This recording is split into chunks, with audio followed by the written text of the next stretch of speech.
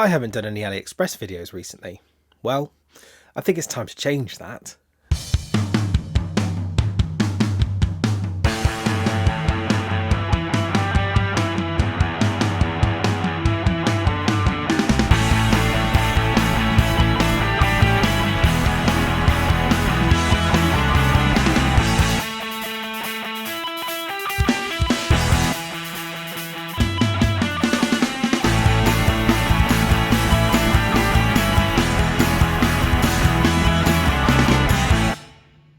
Hello everyone, and welcome back to the Vintage Warlock channel. I hope you are all safe and well. And today we're going to be going back to AliExpress, something which I haven't done in a very long time, with good reason as well. And we're going to start having a look at some of the watches that I would really recommend. We are now in October and we are just under or over, depending on when this video comes out, a month away from AliExpress's biggest sale, which is the 11/11 sale. But why have I been quiet on AliExpress stuff recently? Well, simply put, I just haven't found a lot of things on AliExpress that really attract me. However, with the new releases that have been coming out over the last year and starting to get back into the reviewing game and starting to look at more and more different types of watches, I'm starting to see again some more value back in some of the AliExpress brands. Now, my tastes have changed somewhat since I first started this channel. If you guys have stuck with me from the beginning, you'll know that some of the first videos I did were AliExpress reviews on subby Homages and Homages to other large brands such as Omega and Rolex. And today my tastes have diverged slightly. I still don't mind Homage watches, and in fact today we have a Homage watch as well, which we're going to be reviewing. However, I think my tastes have changed slightly, and what I'm looking for within a Homage watch and within Chinese made sort of AliExpress watches in general have changed. I'm trying to look for more uniqueness and something that's a little bit different from some of the other stuff that you've seen out there. But today we're going to be having a look at one of the best brands, in my opinion, on AliExpress, and that is Baltany. And we're going to be having a look at one of their flagship and best-selling watches, and probably one of their best-made ones, in my opinion, the Baltany Dirty Dozen.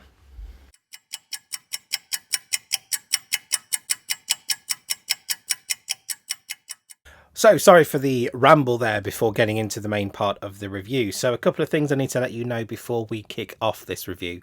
First of all, I'm not sponsored in this video by Baltany. This watch I bought myself about a year ago, and I've had a good year on the wrist with it, so I can give you a very good opinion of how I think this watch wears and how I think this watch fits into a collection. Secondly, I will be having affiliate links to this watch on the links below, just so that you guys know. Affiliate links don't cost you any extra, but they do help the channel out some quite a bit, and it helps me provide and buy more watches for review and to review more content as we go along. So if you are interested in this watch, please click the link in the description below. It's going to be hugely appreciated. So why is this watch called the Dirty Dozen, or why are watches like this called the Dirty Dozen? Well, it basically dates back to World War II, which is where the homage style of this watch comes in as well. So in World War II, the British Ministry of Defence commissioned wristwatches for their soldiers. They had to be rugged, waterproof and reliable as an operational military style watch. To the task, 12 watch providers came up to build these watches to specifications, all broadly the same. In fact, I'll put a picture up if I can remember to. You've got companies such as Omega, Longines, Grana, Eterna. There are much more as well within that list, but all of them made up 12 watch brands, which is why it got the nickname of the Dirty Dozen. Now, this watch is a reimagining of the Dirty Dozen watch. Now, as far as homages go, I'm actually quite happy with an homage such as this. The reason being that homage watches usually take inspiration, or in some cases people say rip off designs from current watches that cost so much more. I don't have any problem with that in particular, especially with Homage watches. People who are going to be paying £100 for a watch aren't necessarily going to want to stump up, 20, 30, 40k for the real deal, and some people very well won't be able to afford it. Now with this Homage watch, one of the things I think helps with its very broad appeal is that it's a homage watch based on a historical event, which is World War II, but it's also based on a design that was used by over 12 different brands, so it's not exactly trademarked, and they're no longer in production either.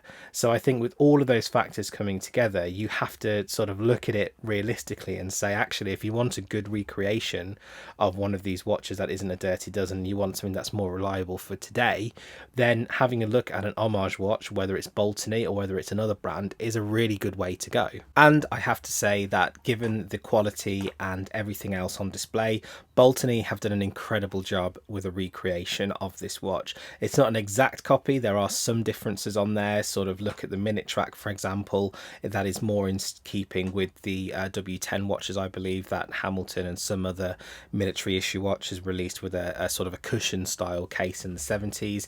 But broadly speaking, it has paid homage to, but it is in some ways very different from the ones that you get today. So first of all, this one has cathedral hands. I'm a big fan of cathedral hands. I love the cathedral hands on the Seiko Alpinist series, and I think on the Baltany it looks really good. That replaces the pencil hands that obviously you get with the original version. On this watch as well, you've got a double domed sapphire crystal, and it's a very nice sapphire crystal as well. Very, very well made. And of course, the other upgrade is that it's an automatic movement, not a manual wind. Now, the automatic movement beating away at the heart of this watch is the Seagull ST1701. I can't see much information about it online because I haven't done as much research on this one, if I'm honest with you. However, what I've found with this watch, although it doesn't hack, obviously it hand winds, but it keeps incredibly good time for the watch itself. I think for me, it's been running at probably around, minus to plus 15 seconds per day since I've owned it. And for a watch at this price, it's really good. Other things that you need to know about this watch is it has a diameter of 36mm, that's excluding the crown. It has a thickness of 12.8mm thick, so it is a little thick, but just remember that you have this amazing sort of bubble mirror or double domed sapphire crystal on the top of the watch, which does add extra to it as well. It's a 43mm lug to lug, so it's very compact on wrist, and it has a lug width of 18mm. Now this watch originally came for me with the leather NATO style pass-through. That is a fantastic and comfortable strap. I don't think it would last overly long, but it is very comfortable and it's very supple on wrist. I've changed it over, as you can see, to a other military style watch strap, and the reason why I did that isn't because the strap is bad for any reason, but actually it's because I've always wanted to get a Dirty Dozen watch, and I've always wanted to put it on one of those military style straps. So as soon as I got it, I instantly changed it across, and I have no regrets there as well. The lume on this watch is actually really good. It's BGW9 Swiss Luminova that they have. It's really bright and it lasts for an incredibly long time, much longer than a watch of this type should. Final thing that you need to know about this watch is it has 100 meters of water resistance and a screw down crown. It's very sturdy, and again, I've actually taken this one swimming and it's held up really well. Finally, this watch isn't brushed or polished, it's bead blasted.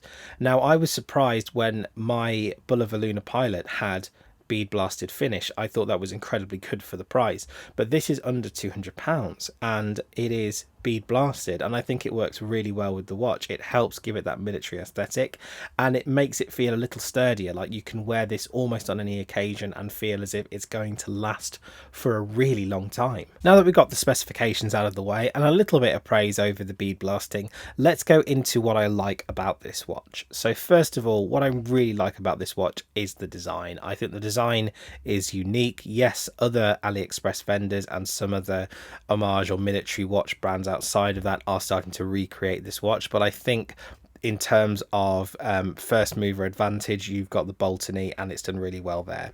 Secondly, it is the quality of build. I think this watch is incredibly well built for the price that you're paying. In fact, I think potentially that you will see watches that are potentially £300, £400, even £500 that will be equally as well built as this one. In fact, in some cases, the Baltany may outstretch it as well, and that's really impressive given the price that you're paying for the watch. And third and finally, one of the things that I really like about this watch is just the way that it wears on wrist. This is a 36mm case, excluding the crown. It doesn't feel necessarily like a 36mm. I'd probably say that it feels closer to a 38mm. My Hamilton khaki field is a 38mm, and I feel that it wears very, very similar.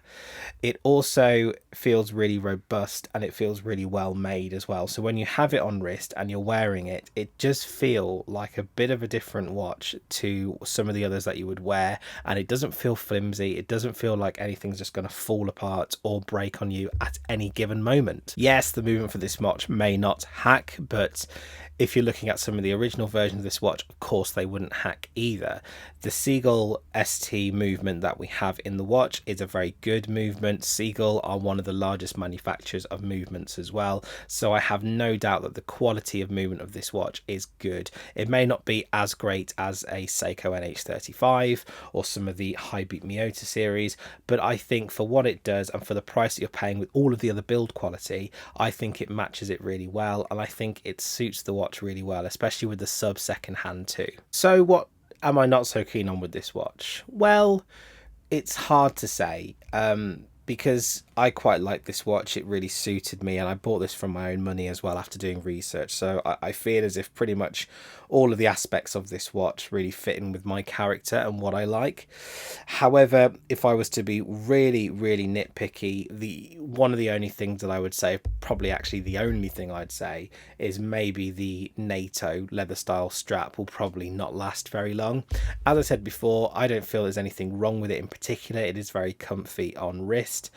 However, comfy, especially with lots of leather bands as well, usually means that it will fall apart within a year or something like that. However, this watch is an absolute strap monster. As I've mentioned to you before, I swapped mine out almost immediately because I really wanted to have a different military style strap on this watch to make it more versatile, and that's what I've done, and I don't regret it one bit. So, the Baltany Dirty Dozen watch, what do you think about it? Let me know in the comments below. If you haven't already, please consider like, share and subscribing to the video. That'd be really appreciated. I have links to my Instagram, affiliate links, and an all manner of stuff in the description below. Have you bought this watch? Let me know what you think about it. Have you bought any other Baltany watches? Let me know. I'm going to be doing more content on AliExpress over this next month. Some of it will be sponsored, so I am starting to get some watches that are being sent to me for free. However, there will still be watches that I have paid for with my own money, and I will differentiate those in each review as well. As I've mentioned before, this watch that I'm reviewing today, I've bought with my own money, so you can consider this one unsponsored, but I still have affiliate links below as well. But guys, let me know what you think. It's been great to go through this watch with you guys, and great to have a look at AliExpress watches again, and I will see you all in a future video.